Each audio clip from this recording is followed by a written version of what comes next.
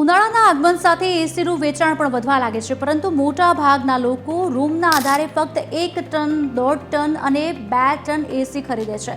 અડધાથી વધુ લોકોને કુલિંગ કેપેસિટી વિશે સચોટ માહિતી નથી અને મોટા ભાગના લોકો તેના પર ધ્યાન પણ આપતા નથી. પરંતુ આ ખોટું છે. જો તમે પણ એસી ખરીદવાનું વિચારી રહ્યા છો તો આ વિડીયોને એન્ડ સુધી જરૂરથી જોજો. એસી ખરીદતા પહેલા હંમેશા એસીની કુલિંગ કેપેસિટી તપાસો.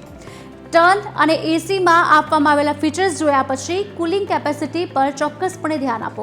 કુલિંગ કેપેસિટી એસીની ક્ષમતા દર્શાવે છે કે એસી રૂમમાંથી કેટલી ગરમીને દૂર કરવા માટે સક્ષમ છે.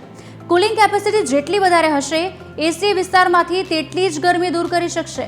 જો તમે એવું વિચારી રહ્યા હોય કે તમને કુલિંગ કેપેસિટી વિશે માહિતી ક્યાંથી મળશે, તો આપને જણાવી દઈએ કે આ માહિતી એસી યુનિટ પરના રેટિંગ સ્ટાર્સ પર આપવામાં આવે છે.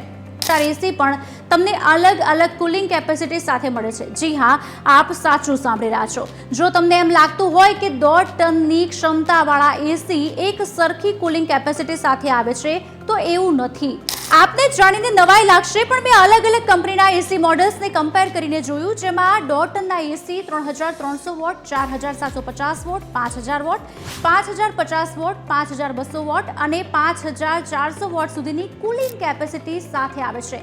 એક ઉદાહરણ તરીકે સમજીએ કે ધારો કે તમે ઓછી કુલિંગ કેપેસિટી ધરાવતું એસી ખરીદ્યું છે, તો એસી ગરમી દૂર કરવામાં વધુ સમય લેશે, જેના કારણે તેને લાંબા સમય સુધી ચાલવું પડશે. લાંબા સમય સુધી એસી ચલાવવાથી સીધા જ વીજળીનો વપરાશ વધી શકે છે, જેના કારણે આપના વીજળી બિલમાં પણ વધારો થાય છે. તો જ્યારે પણ એસી ખરીદવા જાઓ ત્યારે ચોક્કસથી આટલી બાબતનું ધ્યાન રાખો.